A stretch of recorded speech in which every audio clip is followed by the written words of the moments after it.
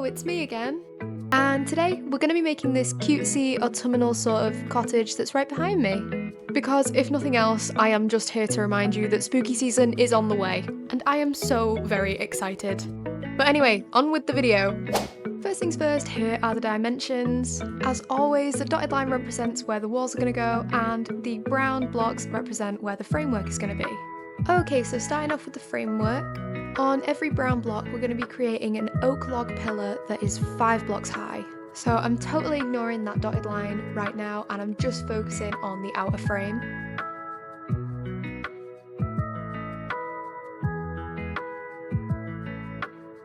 And when you're all done building up your pillars, on that top 5th block we're going to join all of the posts together, once again using that same oak log as before.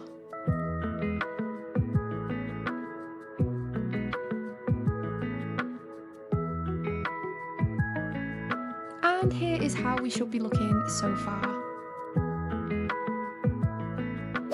Now over to the dotted line, we're going to go ahead and start building up our walls. For this, I am just using regular terracotta. I absolutely love this block. I think it's really underrated. I think it's just that like perfect toasty orange colour without it being too dark or too obnoxiously bright. And anyway, we're just going to continue building around until we reach 4 blocks in height.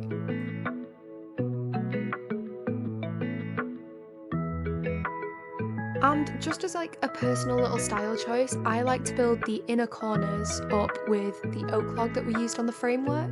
Like, obviously, you're not obligated, but I just like to do it.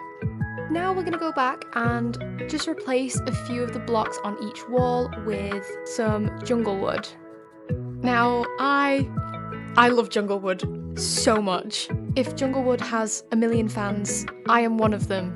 And if Junglewood has no fans, it unfortunately means that I am dead. I just think that it's one of the most underrated and hated blocks in the game, but when you pair it right, it looks so good. But enough of my passionate ranting, let's continue, shall we? And here's how we're looking so far. Yes, I am aware it looks low-key kind of ugly, but we'll get there, don't worry. Now onto the windows. Today I'm going for a 2x3 window on the left and right hand side of the build and 2 1x2 windows on the front right and front left. Moving swiftly onto the roof, I'm going to go 1 block up and 1 block out from where the framework is, and I'm just going to go ahead and build all the way along. But I'm going to leave a gap on the right hand side, the left hand side. We're also going to leave a small gap on the front right hand side of the build, and we're going to leave another gap on the left hand side of the build. I'm going to show how that's going to plan out in just a second. And I think I forgot to mention, we are, as always, using tough bricks and tough brick stairs. So here is how that should all map out, and we're going to start by working on our larger roof arches, and the pattern goes as follows: upside down stair, stair, upside down stair, block, stair, upside down stair, block, stair, upside down stair, stair, upside down stair, stair. Now try saying that 5 times fast. Anyway, you're going to repeat that exact pattern on the other side and then join it all together with 2 blocks and an upside down stair. And that is how you complete 1 arch. Now we've just got to do that exact same thing on the large gap that we left on the front of the build and the gap that we left on the opposite side of the build too. So if you find yourself struggling a bit with this roof pattern, I think the repetition will really help. And if you still find yourself struggling a bit, there is a full roof tutorial over on my TikTok. I would say I'm sorry for this shameless self-promo, but I'm really not. Anyway, with the small roof arch, we're going to be doing a similar thing than we did with the bigger roof arches, with upside down stairs, blocks, stairs, and then joining them together. And of course, here I am just filling in the last large roof arch.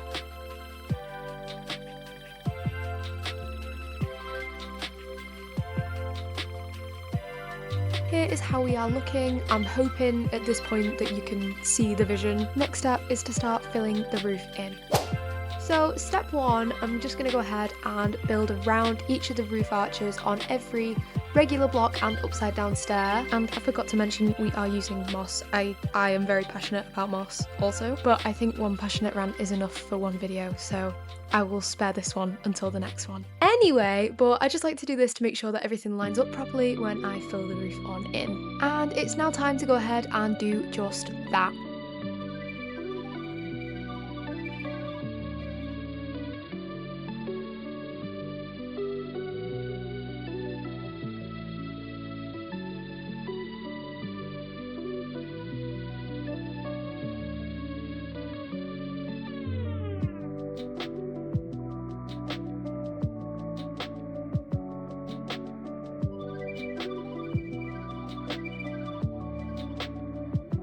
Once the roof is nice and filled in, we're going to be creating these little spiky parts on top of the roof using alternating tough brick half slabs and tough bricks.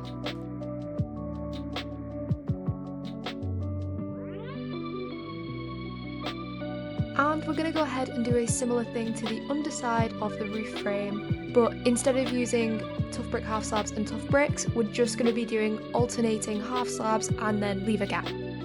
Back over to the roof now. I'm just going to be going ahead and replacing some of the moss with some dirt blocks and some coarse dirt as well. Obviously, if you are in survival mode doing this build, it might be a little bit easier to do this step as you're filling the roof in. But as somebody who primarily builds in creative mode, I just find it a lot easier to do it this way.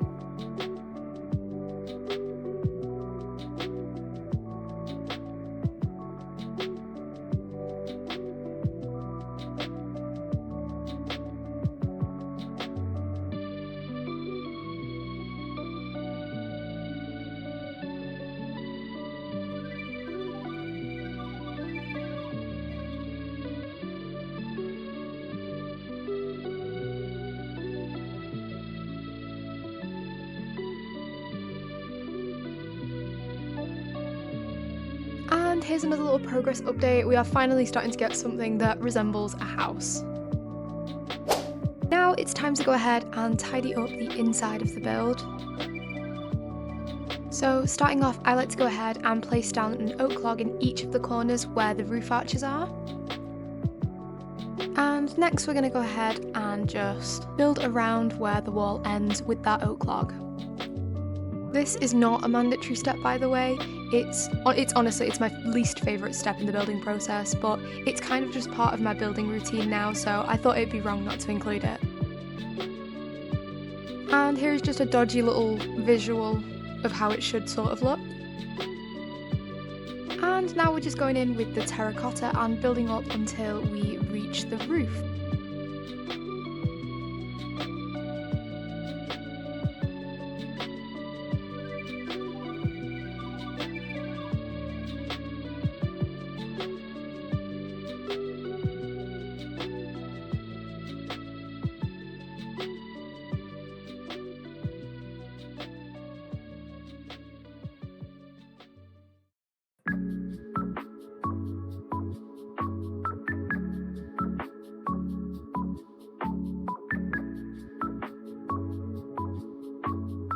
Then, once the roof arches are all done, the inside is nice and tidy, and had a half-hour-long procrastination break, we're going to do exactly what we did on the lower layer, and we're just going to replace some of the terracotta with the jungle wood, and we're going to chop out our windows as well.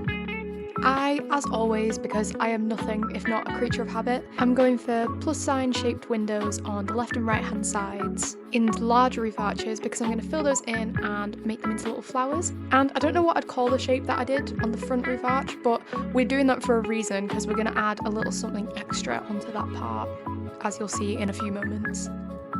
Today I decided to fill the windows on the top roof arches in with orange and dark green stained glass, and on the bottom layer I decided to just go with the white stained glass.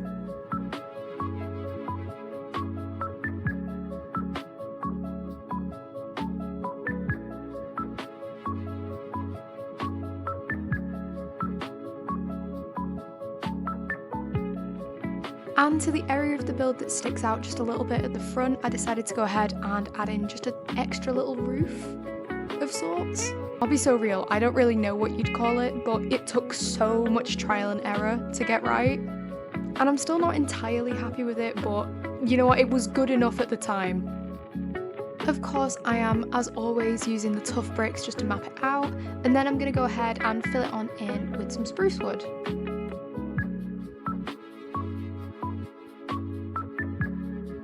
When filling this part in, I decided to go with a mixture of spruce planks and spruce plank half slabs, just to kind of add in a little bit more dimension. I am aware it doesn't look fantastic, but it's good enough for me. Then for the small roof arch on the front, I decided to do what I've done on literally all of my builds recently, and add in a little copper bulb to make it look like there is a little window with a light on. Here is how the house is looking up to now. We actually have something that looks like a house, but now it's time to decorate. Starting off, as always, I'm just rounding off any sharp corners on the framework using some leaves, some upside down stairs and some trapdoors. Then I'm going to go in with some leaves and a half slab to create a little window bay, then some lanterns as well, and I'm just lengthening 2 of the lanterns by adding some chains in. As this is a sort of autumny themed build, I'm going with some orange plants, specifically the orange tulips, some ferns, as well as some jack-o'-lanterns, and I forgot how much I love those. Last year for Halloween I actually carved a Minecraft jack-o'-lantern, and I'll put a picture on the screen now if I can. But anyway, I'm just rounding off the corners on the top floor the same as I did on the lower floor, adding in some more plants and some lanterns, and I actually found that jungle saplings make really cute hanging plants. Over into one of the little corners here, I'm adding a large fern as well as some lanterns and another nice little jack-o'-lantern because I can't help myself, I think they are so cute. And I also like just adding a little green candle onto the top of the jack-o'-lantern to make it look like the stalk. I feel like I've not used these in absolutely ages, but I went ahead and added in a few glowberries as well, but don't forget to share them, otherwise they will just keep growing. Onto this little front area now. Of course, as always, we're rounding off the corners and we're adding a nice little window bay in, adding in some flowers and lanterns and Bob's your uncle.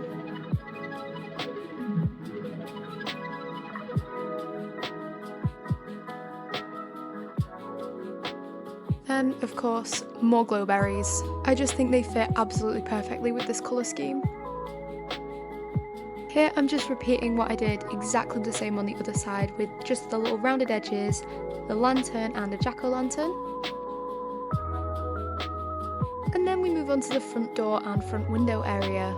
Just keeping it super simple and basic with rounding off the edges, using some trapdoors for a bit of extra dimension, and a couple of orange tulips by the door.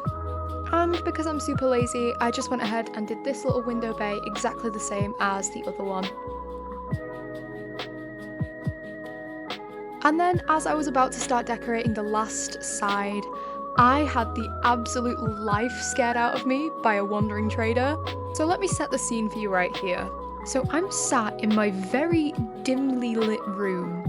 It's very quiet, it's very ambient, I am in deep concentration mode, and all of a sudden, with absolutely no warning, I hear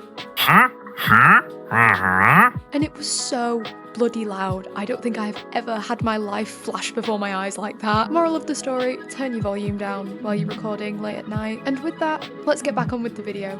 Here I am now just going ahead decorating the right hand side of the build. You'll be glad to know that this is exactly the same as the left hand side. So if you feel like you need a little reminder, feel free to pause the video and just skip back.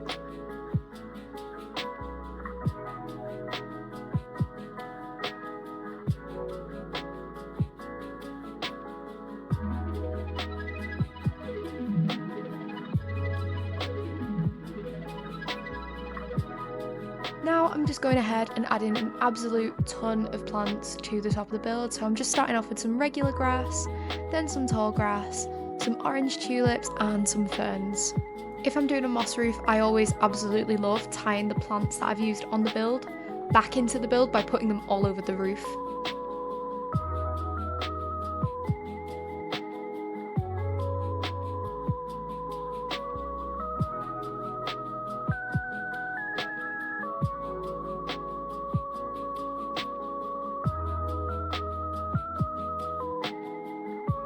Here's how we're looking. We are so nearly done. Just got to do some extra little final touches now. I like to sort of try and make my builds look like they blend in a little bit with the surrounding area, and I love to do that by just adding tons and tons of regular grass and tall grass absolutely everywhere. I think it makes the ground look a lot less bare, especially when you've got a lot going on in the build itself. And then because it's me and I can't help myself, I'm just going to go ahead and put flowers absolutely everywhere as well. And you're just going to repeat this as many times as it takes to cover the entire surrounding area of the build.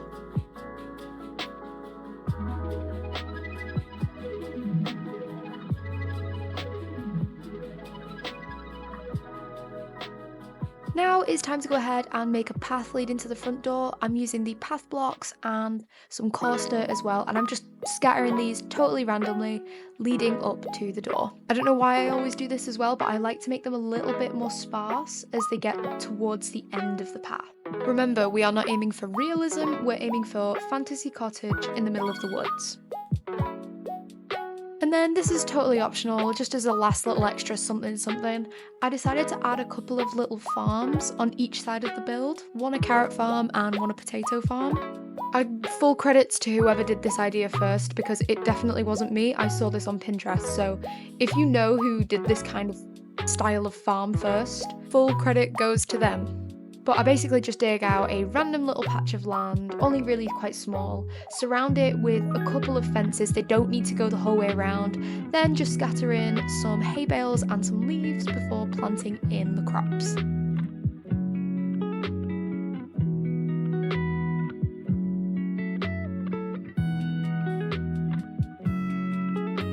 And now we're adding another little farm just on the other side, but this time we're using potatoes.